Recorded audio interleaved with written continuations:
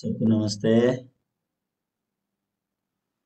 आइए, आज हम लूक उसका 21 अध्याय 34 वचन से आगे पढ़ेंगे। लूक उसका 21 अध्याय 34 वचन से हम पढ़ेंगे। इसलिए सावधान रहो, ऐसा ना हो कि तुम्हारे मन खुमार और मतवालेपन और इस जीवन की चिंताओं में सुस्त हो जाएं, और वह दिन तुम पर फंदे के समान अचानक आ पड़े, क्योंकि वह सारी पृथ्वी के सब रहने वालों पर इसी प्रकार आ पड़ेगा। इसलिए जागते रहो और हर समय प्रार्थना करते रहो कि तुम इन सब आने वाली घटनाओं से बचने और मनुष्य के पुत्र के सामने खड़े होने के योग्य बनो। वह दिन को मंदिर में उपदेश करता था और रात को बाहर जाकर जैतून नामक पहाड़ पर रहा करता था। और भोर को तड़के सब लोग उसकी सुनने के लिए मंदिर में उसके पास आया करते थे। मैंने 38 वचन तक पढ़ा। तो जैसे हम ये लूक की पुस्तक की पढ़ाई कर रहे हैं, तो हमारे मन को कैसे अगुवाई पाने की जरूरत है, मैंने आपसे इसके बारे में कहा था। और कल हमने बात किया वो कंगाल विधवा के बारे में। तो वो जो कंगाल विधवा थी, उसके जीवन में निर्भर होने के लिए कोई भी नहीं था। पहली बात तो स्त्री कंगाल थी, इसके लिए उसके पास कोई धन संपत्ति नहीं था कि जिसके ऊपर वो भरोसा कर सके, जिसके द्वारा वो जीवन जी सके। ऐसा कुछ भी नहीं था। और ऊपर से वो विधवा थी, इसके लिए उसका कोई पति नहीं है कि जिसके ऊपर वो भरोसा करके आराम से सो सके और आराम से अ, वो रिलैक्स लाइफ जी सके। ऐसा उसके पास नहीं था। इसके लिए उसका जो मन था, उसका मन जो है सुस्ताता नहीं था। इसके लिए मन इंसान के इजीली सुस्ता जाते हैं।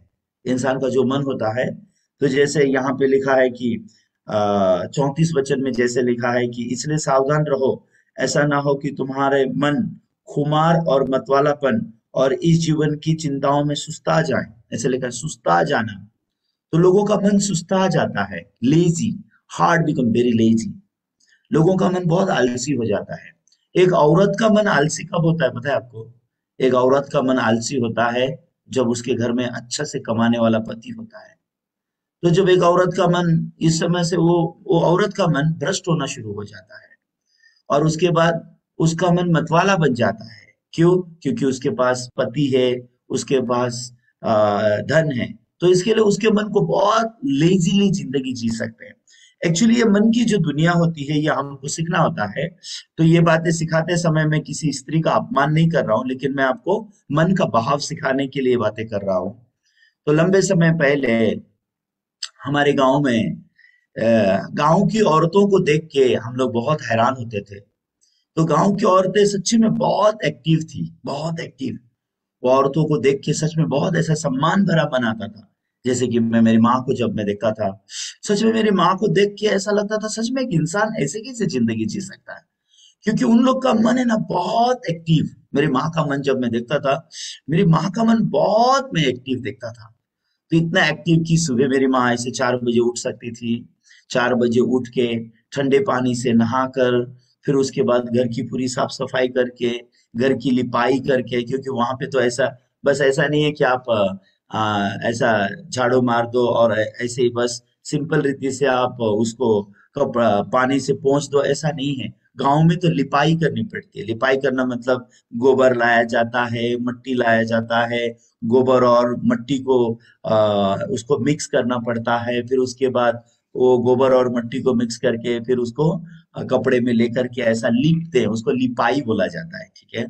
तो वो लोग, माँ को जब मैं देखता था वैसे लिपाई करती हैं। फिर उसके बाद माँ, हम सब उठने से पहले माँ खाना बनाना, चाय बनाना, और हम लोग को बिस्तर में ही मम्मी ऐसे चाय दे देती थी। तो जब मैं सुबह उठ के मेरी आंखें जब मैं खोलता था, घर पूरा क्लीन है, घर पूरा साफ करके रखा हुआ है ऑलरेडी। और वो मंदिर, वो पूजा का घर होता था, पूजा का घर एकदम क्लीन करके फिर उसके बाद आराम से मम्मी अभी चाय ला के दे रही है और वहां बैठ के चाय पी रही है। और उसके बाद हमें बोल रही है, चलो चलो जल्दी अभी घास काटने जाना है। फिर उसके बाद मम्मी आम को लेती और हम मम्मी के पीछे जाते और घास काट के हम लोग लेके आते। और उसके बाद जब आते, फिर से मेरी मम्मी को जब मैं देखता, फिर से वो खाना पका रही है, फिर उसके बाद खाना खिला रही है। और उसके बाद फिर जब बोल रहे हैं जब अभी जंगल में जाना है, फिर जंगल में जाना पड़ता है, जाके लकड़ी लानी पड़ती है। क्यों? लकड़ी नहीं लाएंगे तो क्या होगा? वो लकड़ी नहीं लाने की वजह से क्या होता है, हम लोग को खाना पकाने को नहीं मिलेगा। इसलिए उनको लकड़ी लेने जंगल में भी जाना है। फिर घास भी काटना है। अगर घास नहीं काटेंगे तो क्या होगा? घास नहीं काटने से क्या होता है, जानवर भूखे रह जाते हैं। तो ये सब चीजें है ना, एक दूसरे से जुड़े हुए होते थे। ये जीवन की बातें जो है मन से जुड़े हुए होते थे। तो उस समय के बाद खेत में जाकर के घास भी काटना है, बारी में जाके घास भी काटना है, फिर जंगल में जाके लकड़ी भी लाना है, सुबह उठ के घर की पुताई भी करनी है। फिर घर में छोटे छोटे हम बच्चे हुआ करते थे, और कंटिन्यू मेरे हम लोग जो है 7 भाई हैं। तो एक भाई के बाद दूसरा भाई, दूसरे भाई के बाद तीसरे भाई। इन बच्चों को पालना भी है, इन बच्चों को दूध भी पिलाना है, इन बच्चों को खाना भी बना के खिलाना है, उनकी साफ सफाई भी करनी है, घर का भी साफ सफाई है, जंगल में जाके लकड़ी भी लाना है, बारी में जाके घास भी लाना है, और ऊपर से खेत और बारी का काम भी करना है। तो इतने सारे काम होते थे, क्योंकि मेरे पापा जो है वो शहर में नौकरी के लिए चले जाते थे। तो घर में पापा नहीं होने की वजह से सारी घर की जिम्मेदारी मम्मी के ऊपर आती थी। तो मम्मी सारा काम करते हुए जब मैं देखता था, वाह, सच में एक इंसान कितना एक्टिव जिंदगी जीता है। तो जब मैं मेरी मम्मी को देखता था, मेरी मम्मी बहुत एक्टिव ऐसे जिंदगी जीती थी।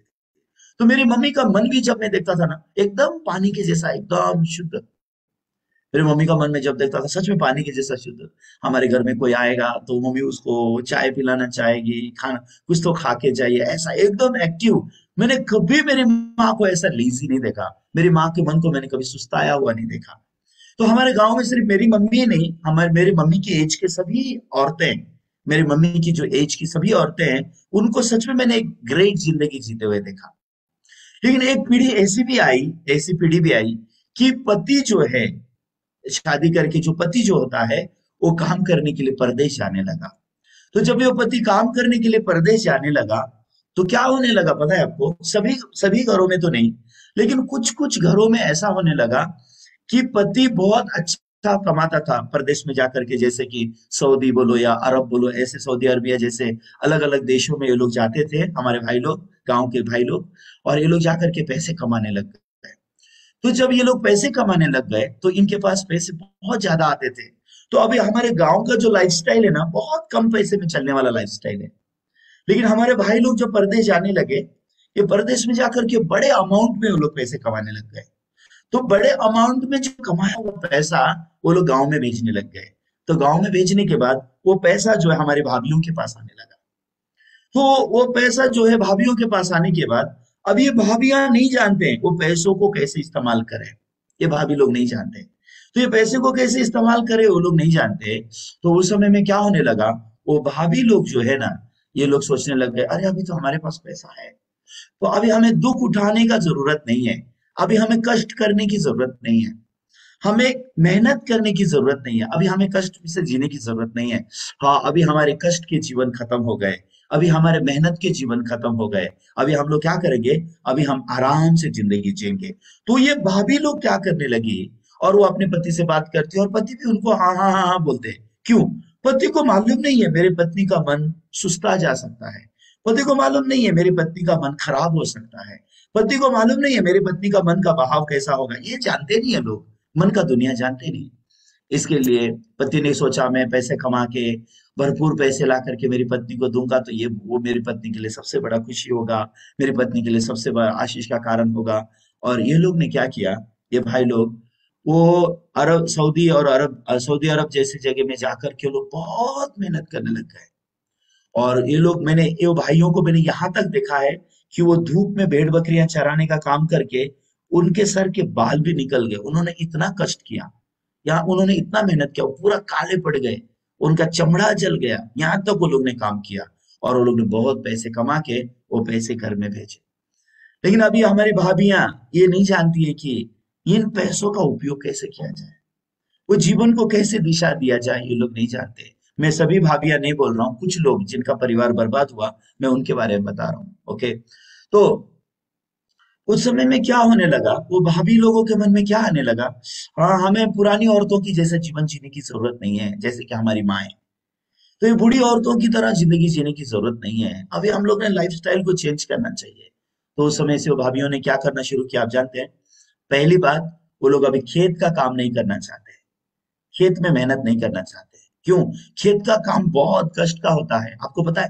दिन भर वो जो धान रोपना जो होता है ना, वो हल चला के फिर उसको बना के फिर धान रोपना जो है बहुत कष्ट का होता है, बहुत मेहनत करनी पड़ती है। दिन भर झुक के उसको बोना सच में इजी नहीं होता। धान अभी तो इन दिनों में तो ट्रैक्टर से बहुत सारे मशीन है धान बोने के लिए भी, लेकिन अभी भी गांव गांव में तो लोग अपने हाथ से बोते हैं। शहरों में जहाँ बड़ी बड़ी खेती होते हैं वहां पे लोगों के पास अलग में अलग तरीका है अभी आज धान बोने का, लेकिन गांव में अगर आप देखोगे तो अभी भी ऐसा ही हाथ से ही वो लोग सब काम करते हैं, खुद ही मेहनत करते हैं। तो ये औरतें जो होती थी, ये जो हमारी जो भाभियां होती थी, वो लोग ने लाइफस्टाइल को चेंज करना शुरू कर दिया। तो उन्होंने क्या लाइफस्टाइल शुरू कर दिया? क्योंकि पति ने पैसा कमा के भेजा, अभी ये लोग सुस्ताने लग गए। ये होता है सुस्ताना, मन सुस्ता जाता है। आत्मिक रीत भी ऐसी है, शारीरिक रीत भी ऐसी है। आत्मिक रीति से कब लोग सुस्ता जाते हैं, मैं आज आपको ये बातें बोल रहा हूं। जब आप परमेश्वर से अनुग्रह पाते हो ना, जब परमेश्वर से आप अच्छी नौकरी पाते हो, जब परमेश्वर से आप पैसा पाते हो, जब आप परमेश्वर से चीजें पाते हो, और परमेश्वर से जब अबंडेंट ब्लेसिंग आपको मिल जाता है, उस समय से आपका मन सुस्ता जाता है। आपका एटीट्यूड जो है ना, वचन सुनने का एटीट्यूड भी बदल जाता है। आप परमेश्वर के आगे जो जीने का जो जीवन है ना, वो जीवन पूरा बदल जाएगा। उसके बारे में बताने के लिए मैं आपको शारीरिक जीवन का उदाहरण मैं आपको दे रहा हूं कि संसार में जीने वाले लोगों का मन भी कैसे बिगड़ता है, और हम आत्मिक जीवन जीने वाले लोगों का मन भी कैसे सुस्ता जाता है। हमारा जीवन कैसे करप्ट होता है, हम लोग कैसे बर्बादी की तरफ जाते हैं। ये एक ही साथ नहीं होता, ये स्टेप बाय स्टेप होता है। ये एक साथ नहीं होता, step by step, step by step, step by step, step by step होता है। तो सबसे पहला स्टेप क्या था? मेरे भाइयों ने सोचा कि, हमारे गांव के भाइयों ने सोचा कि हम अगर मेहनत करेंगे, हम अगर पैसे कमाएंगे और हम हमारे घर में भेज देंगे तो क्या होगा? मेरे बीवी बच्चे सुख से रहेंगे। ये पहला सोचे। वो पहले सोचते थे कि ऐसे मेरे बीवी बच्चे सुखी से रहेंगे, ऐसे मेरे बीवी बच्चों का भला होगा, इस तरीके से मेरे बीवी बच्चे अबंधन में रहेंगे, और मेरा और मेरे परिवार का क्या होगा?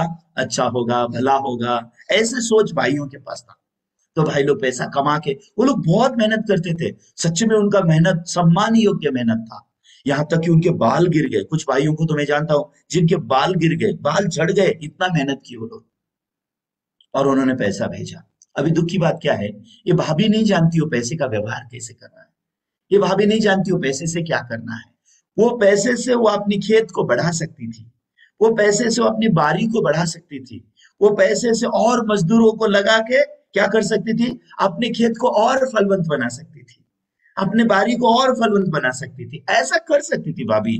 तो वो और मेहनत उसको करना पड़ता, फिर उसको और उसका मन और बहता, और वो शार्प होती, और वो सोचने का उसका तरीका बदलता।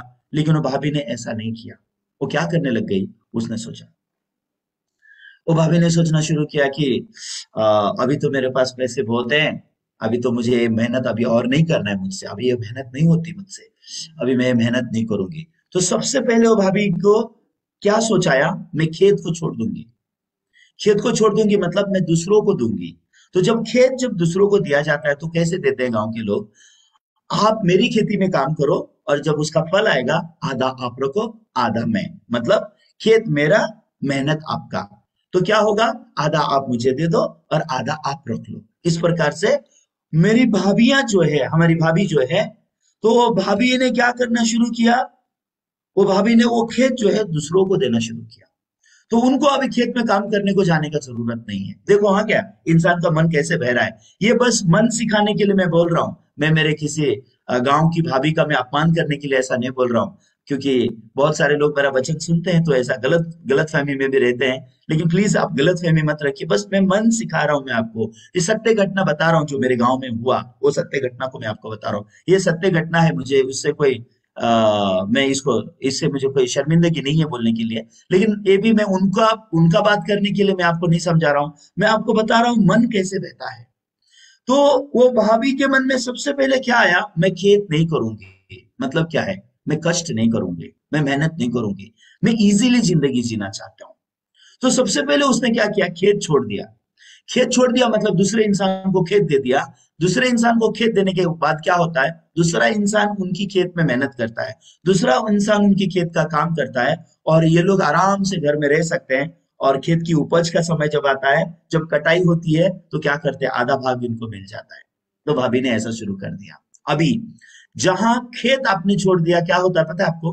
खेत छोड़ने के बाद बहुत सारे कनेक्शन टूटने पड़ते हैं, क्योंकि वहां से आपको जानवर की जरूरत नहीं है। तो भाभी ने क्या सोचा, अभी हमारे पास पैसा तो है, मेरे पति इतना पैसा तो कमाते हैं, तो मुझे क्यों जानवर पालने की जरूरत है? हाँ, मैं जानवर नहीं पालूंगी, जानवर पालने के बदले में दूध खरीद के लाऊंगी। तो अभी गांव में तो हर घर में जानवर रहते हैं, हर घर में, आप किसी भी घर में आप दूध खरीदने जाओ, आसानी से आपको मिल जाएगा। तो वो भाभी ने अपना जानवर पालना छोड़ दिया, अपनी भैंस बेच दी, अपना गाय बेच दिया, अपनी बकरियां बेच दी, तो उन्होंने वो हटा दिया। क्यों? क्योंकि पैसे हैं, मेरे पति ने अच्छा से कमा के पैसा भेजा है, इसके लिए मैं क्या करूंगी, खेत में मेहनत भी नहीं करूंगी, मैं भेड़ बकरी भी नहीं पालूंगी, मैं गाय भी नहीं पालूंगी, मैं भैंस भी नहीं पालूंगी, कौन इतना मेहनत करने की जरूरत है? तो अभी क्या हो गया, अभी भाभी को घास काटने जाने की जरूरत नहीं है, अभी भाभी को खेत में काम करने की जरूरत नहीं है, फिर भी जरूरतें तो पूरी हो रही है। तो जरूरतें पूरी हो रही है, खेत में घास काटने जाने की जरूरत नहीं है, जानवरों को चारा की जरूरत नहीं है। फिर उसके बाद क्या, अभी लकड़ी चाहिए होता है घर में आग जलाने के लिए। लकड़ी आप गांव में किसी से भी खरीद सकते हो, आप किसी को भी थोड़े पैसे दे दो, आप खरीद सकते हो। क्यों? क्योंकि गांव में तो यूजुअली पैसों की कमी ही होती है, और लोग पैसे लेकर के उनको चीजें देने में बहुत अच्छा महसूस भी करते हैं। तो अंत में वो भाभी कैसी बन गई पता है आपको? बेकार बन गई, पहली यूजलेस। अभी कुछ भी काम नहीं है भाभी के पास, बारी दूसरे को दे दिया, खेत दूसरे को दे दिया, जानवर बेच दिए, अभी उसके पास करने के लिए कुछ भी नहीं है। वो और उसके बच्चे, वो भाभी के, मुझे एग्जैक्टली अभी याद नहीं है, लेकिन 5 या 7 बच्चे थे, 5 बच्चे क्या अराउंड ऐसे बच्चे थे, सॉरी माफ कीजिए, 3 या 5 बच्चे ऐसे बच्चे थे, इतने बच्चे थे। तो वो बच्चे ज्यादा होने की वजह से वो भाई एक्चुअली दूसरे देश में गए थे पैसे कमाने के लिए। तो अभी वो भाभी के लिए बस करने के लिए कुछ भी नहीं है। उस समय के बाद भाभी क्या करेगी? उस समय के बाद घर में आराम से बैठी हुई है, सुबह उठने का कोई जरूरत नहीं है, सुबह 4 बजे 4 बजे उठ के घर लेपने की जरूरत नहीं है, फिर उसके बाद उठ के खेत में जाने की जरूरत नहीं है, फिर बाड़ी में जाने की जरूरत नहीं है, घास काटने जाने की जरूरत नहीं है, लकड़ी काटने के लिए जंगल में जाने की जरूरत नहीं। डेली लाइफ अचानक उल्टा पुल्टा हो गया। तो लोग जब देख रहे थे तो ऐसा लग रहा था ये औरत गांव की सबसे आशीर्वादित औरत है, ये औरत को सुबह उठना नहीं पड़ता, ये औरत को मेहनत नहीं करना पड़ता, उसका पति कमा के उसको देता है, सारे पैसे ला करके रानी की तरह जिंदगी जीती है। ऐसा लग रहा था थोड़ी देर के लिए ये जो हमारी भाभी है वो बहुत ऐसे रानी की तरह जिंदगी जी रही है, ऐसा लग रहा था। लेकिन थोड़े समय के बाद इंसान का मन बहने को जगह चाहिए ना, अभी कहाँ जाएगी वो? पहले तो मन जानवरों में बहता था, पहले तो मन खेत में बहता था, पहले तो मन बारी में बहता था, बहुत कुछ था करने के लिए। लेकिन अभी खेत छोड़ दिया, बारी छोड़ दिया, जानवर बेच दिए, अभी लकड़ी काटने की जरूरत नहीं है, क्योंकि थोड़े पैसे दे दिया तो इसीलिए लकड़ी मिलता, कौन जाएगा जंगल में मेहनत करने के लिए? तो इंसान ने ईश्वर का दिया हुआ एक स्वाभाविक जीवन है ना, एक मन बहने का जीवन है, एक ईश्वर ने जब इंसान को जिंदगी देते हैं ना, एक मन बहने का जगह भी देते हैं। तो इंसान अगर उस बहाव से नहीं जाता है ना, जो ईश्वर की बनाई हुई जो सृष्टि है उसके अनुसार नहीं जाएगा, तो उसका मन सुस्ता जाता है। तो मैं आज आपको सुस्ता जाने वाले मन के बारे में बोल रहा हूँ। क्यों यीशु मसीह बोलते हो तुम्हारे मन सुस्ता नहीं जाने दो? अगर तुम्हारे मन सुस्ता गए तो तुम लोग के ऊपर आने वाली जो विपत्ति है, जैसे संसार के लोगों पर आएगी, जो संसार के लोग इन पर जो विपत्ति आएगी, वो विपत्ति तुम पर कैसे आएगी? प्रभु यीशु मसीह यहाँ पे लूका के 21 अध्याय में, तुम्हारे मन सुस्ता ना जाए ए बार रहना। तो भाभी का मन सुस्ता आने लगा वहां से, वो शारीरिक रीत से। आत्मिक रीत भी ऐसी है, शारीरिक रीत भी ऐसी है, आत्मिक रीत भी ऐसी है। तो अभी वो भाभी का मन सुस्ताने लगा, तो अभी वो सुस्ती में होने लग गई। फिर सुबह उठने के लिए कंटाला करके अभी वो सुस्ती लेने लग गई। पहले सुबह 4 बजे उठ के तुम करके उठती थी, उठ के चाकी जल्दी से साफ करके, हाँ अभी खेत में जाना है, हाँ अभी बारी में जाना है, अभी घास काटना है, बच्चों को खाना बनाना है, ऐसा एकदम एक्टिव थी, एक्टिव। उसको फालतू सोच में गिरने का कोई जगह नहीं था। लेकिन जब से पैसा आया तब से रिलैक्स हो गई। वो पैसे से और एक्टिव हो सकती थी, वो पैसे से और खेती खरीद सकती थी, वो पैसे से और मजदूरों को लगा सकती थी, और भाई के कमाए हुए पैसे को भाभी गांव में ही और डबल कर सकती थी। ऐसा भी हो सकता था, लेकिन क्योंकि सोच सही नहीं है, क्योंकि लोग जो जिंदगी जीते हैं ना, बर्डन को अवॉइड करना चाहते हैं। लोगों को लगता है रिलैक्स लाइफ जीना ये सब कुछ है, हाँ आराम से रहना ही सब कुछ है। एक्चुअली परमेश्वर ने हम मनुष्य के लिए ऐसी दुनिया नहीं बनाई है। तो लोग सोचते हैं कि ऐसा जीने से हो जाएगा, ऐसा जीने से चल जाएगा, लेकिन असलियत में ऐसा बिल्कुल नहीं है, बिल्कुल नहीं है। तो अंत में वो भाभी का मन सुस्ताने लगा। तो पहले तो ठीक था, लेकिन जैसे साल बीतता गया, वो भाभी का मन, अभी बहने को जगह नहीं है, ना खेत है, ना बारी है, ना जानवरों के लिए कुछ करना है, ना गोबर साफ करना है, ना बारी में कुछ काम करना है, कुछ भी नहीं है करने के लिए। सुबह उठे इधर टहला रहे, सुबह उठे उधर टहल रहे, इधर घूम उधर घूम, फिर उसके काम में हाथ डाल, उसके काम में हाथ डाल, इधर बक बक कर, उधर बक बक कर, बक बक ही करते घूमेंगे। फिर जाके दुकानदार के पास जाके खड़ा हो जाएंगे, ऐसी बातें करते बैठेंगे, करने के लिए कुछ नहीं ना। पहले तो उठ के खेत में जाना पड़ता था, पहले तो उठ के बारी में जाना पड़ता था, पहले तो उठ के घास काटने जाना पड़ता था, लेकिन अभी करने के लिए कुछ नहीं है। फिर जा उधर घूम, इसके काम में हाथ डाल, उसके काम में हाथ डाल। पहला तो ऐसा हुआ। फिर थोड़े समय के बाद पता चला, भाई के कमाए हुए वो सारे पैसे लेकर के वो गांव के एक दुकानदार के साथ भाग गई। इस रीति से वो भाभी भाग गई, छोटे छोटे बच्चों को छोड़ के भाग गई।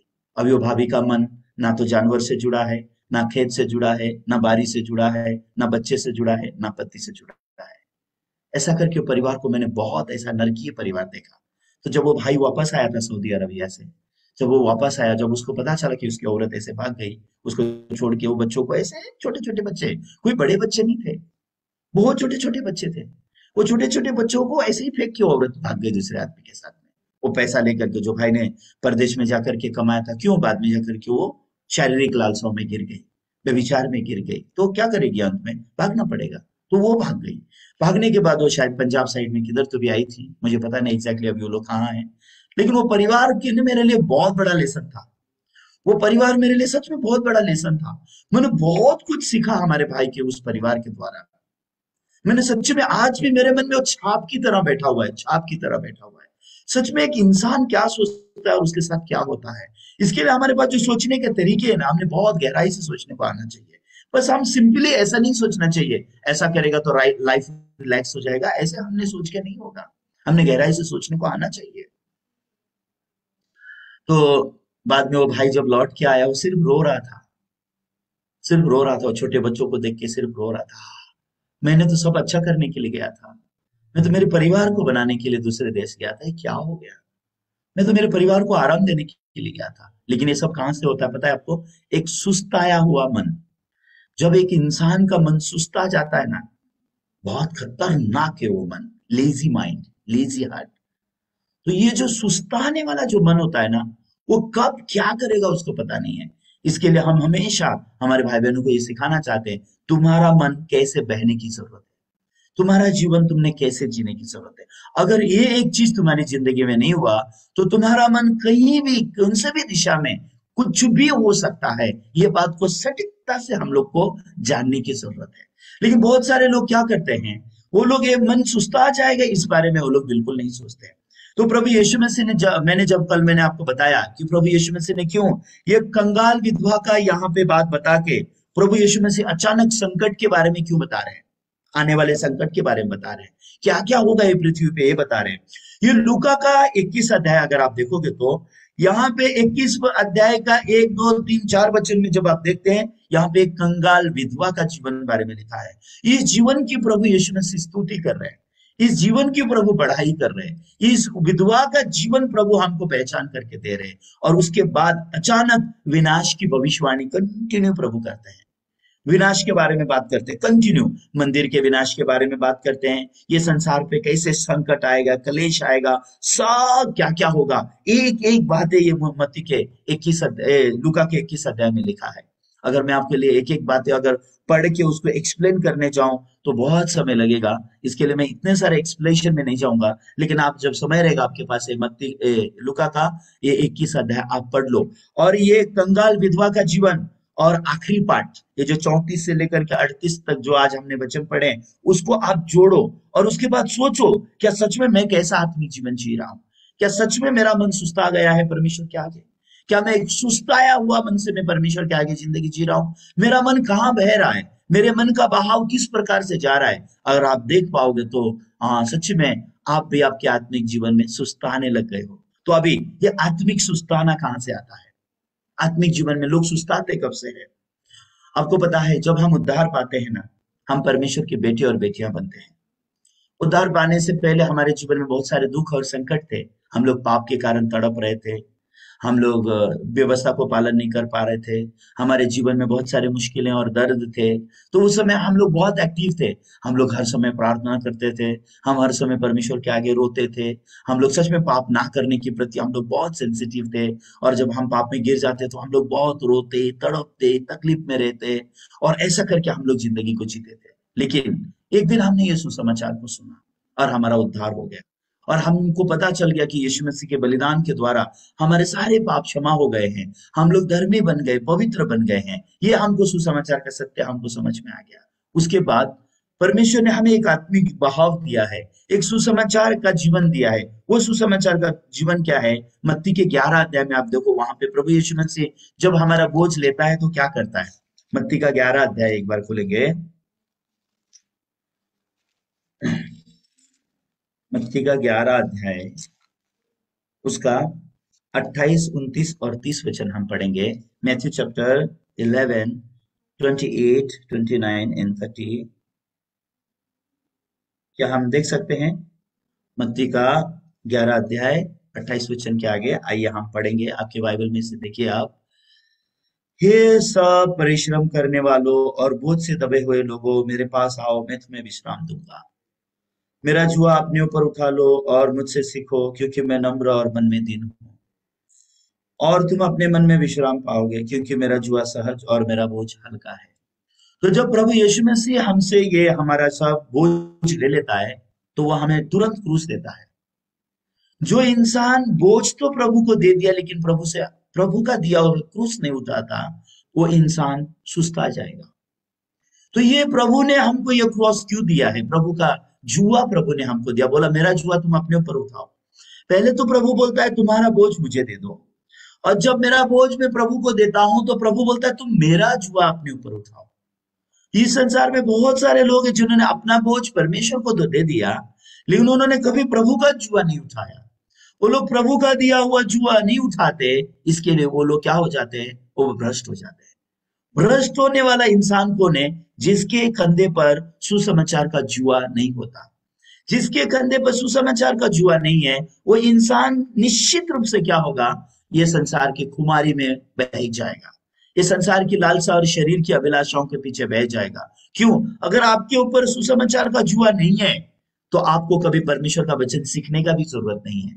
आपको विश्वास सीखने की भी जरूरत नहीं है। आपको बाइबल सीखने की भी जरूरत नहीं है। आपको आत्मिक जीवन सीखने की भी जरूरत नहीं है। और आपको सुसमाचार प्रचार करने की भी जरूरत नहीं है। वो जुआ क्यों दिया है? वो जुआ हमको विश्राम में जीने के लिए दिया है। इसका मतलब क्या है? यीशु का सुसमाचार का जुआ ही है जो हमको हमारे मन में विश्राम देगा। अगर इस सुसमाचार का जुआ नहीं उठाते हैं, हमारा मन व्याकुल होता है। जब जो लोग सुसमाचार का जुआ नहीं उठाते, वो लोग बस ऐसा सोचते हैं मैं पैसा कमाऊंगा, मैं अच्छे से अच्छी नौकरी करूंगा, मैं अच्छे से अच्छे घर में रहूंगा, मैं अच्छे से अच्छी गाड़ी इस्तेमाल करूंगा। मन बस उस तरह बह जाता है। वो लोग ईश्वर को सुनने के प्रति उनका मन नहीं रहता। ईश्वर के साथ एक मन होकर के, ईश्वर के साथ ईश्वर के खेत में जाना, ईश्वर के साथ ईश्वर के खेत में काम करना, ईश्वर के साथ ईश्वरीय दुनिया में जीना। मेरा जुआ अपने ऊपर ले लो, इसका मतलब क्या है? वो जुआ असलियत में किसका है? यीशु का है। वो जुआ असलियत में हमारा नहीं है, वो जुआ यीशु का है। जुआ का मतलब क्या होता है पता है आपको? अगर आप गांव साइड में देखोगे ना, ऐसा होता है कि एक हर जगह ऐसा नहीं होता, लेकिन कुछ कुछ जगह में ऐसा होता है कि आ, ये जुआ जो है वो बैल को देने के बाद, बैल को जो मजबूत बैल होता है उसको जुआ देने के बाद, उसके साथ में आप साधारण बछड़े को भी वो जुआ दे सकते हो। क्यों? क्योंकि वो जुआ जो जोतने का जो सारा बोझ जो है किसके ऊपर आता है? वो मजबूत बैल के ऊपर आ जाएगा। और जो साथ वाला जो रहेगा वो जस्ट सपोर्ट में, वो जुए को बस सपोर्ट में पकड़ते हुए वो आगे जा सकता है। ऐसा भी होता है। तो यहाँ पे यीशु मसीह किस प्रकार के जुए को हमको दे रहे हैं? ये जुआ यीशु मसीह का जुआ है, लेकिन बोलते हैं तुम्हारे ऊपर ले लो। मतलब क्या है? ये जुआ का अलग पार्ट होता है। जुआ ऐसा होता है ना, ये ऐसे में यहाँ पे यीशु मसीह है, आप यहाँ पे रहो। समझ में आया? तो ये जुआ का सारा बोझ किसके ऊपर है? यीशु के ऊपर है। सारी खेत में खुदाई कौन करेगा? यीशु करेगा। लेकिन साथ में कौन रहेगा? साथ में आप रहोगे। अभी देखो, मैं यीशु के साथ में हूं। अभी अभी मैं जुए में हूँ, यीशु मसीह के जुए में हूं।